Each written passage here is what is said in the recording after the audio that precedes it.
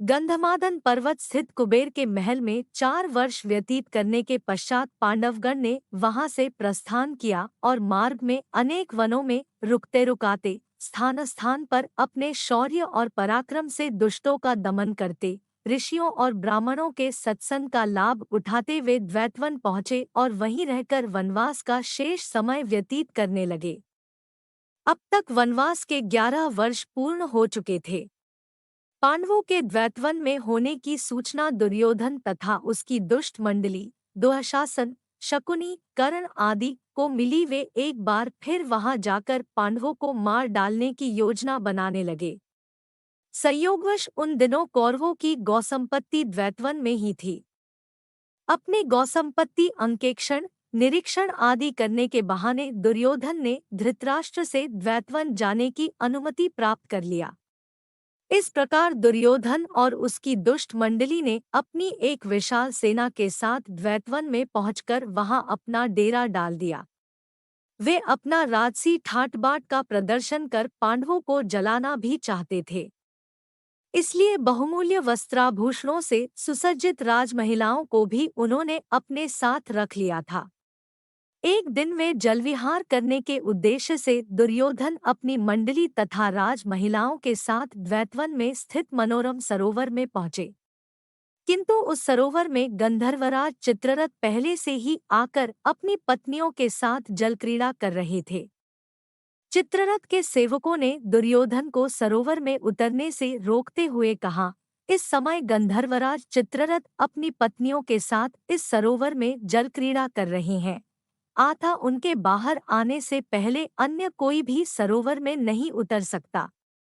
सेवकों के इन वचनों को सुनकर दुर्योधन ने क्रोधित होकर कहा, तू शायद जानता नहीं कि तू किससे बात कर रहा है। मैं हस्तिनापुर नरेश धृतराष्ट्र का महाबली पुत्र दुर्योधन हूँ। यह सरोवर हमारे राज्य की सीमा के अंतर्गत आता है। तू जाकर चित्ररथ से कह दे कि इस राज्य का युवराज यहाँ जलविहार करने आया है और तुम्हें इस सरोवर से बाहर निकलने की आज्ञा दी है। दुर्योधन के दर्पयुक्त संदेश को सुनकर गंधर्वराज चित्ररथ के क्रोध का पारावार न रहा और उसने दुर्योधन तथा उसकी मंडली के साथ युद्ध आरंभ कर दिया।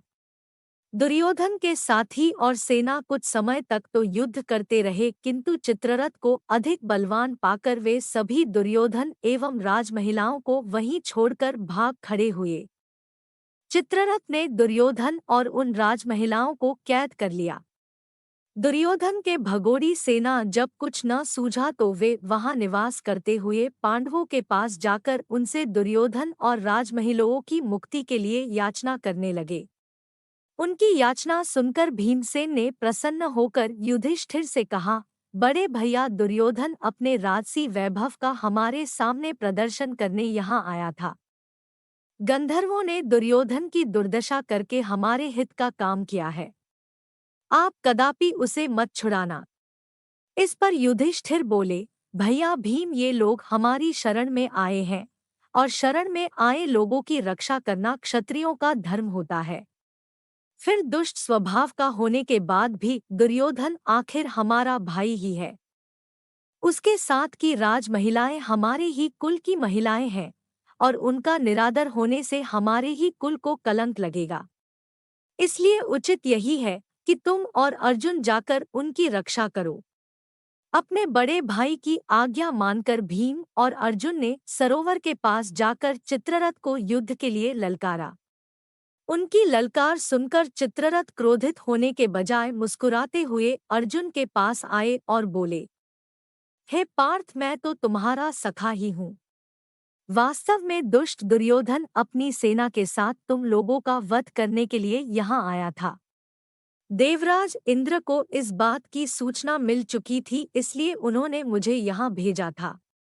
हे सखा, नीति कहती है कि ऐसे दुष्टों को कभी क्षमा नहीं करना चाहिए, किंतु अपने बड़े भ्राता की आज्ञा मानकर यदि तुम दुर्योधन को छुड़ाना ही चाहते हो तो लो, मैं इसे तथा इसके साथ की राजमहिलाओं को अभी छोड़ देता हूँ। इतना कहकर चित्ररथ ने दुर्योधन सहित समस्त कैदियों को मुक्त कर दिया। वे सभी वहां से धर्मराज युधिष्ठिर के पास आए।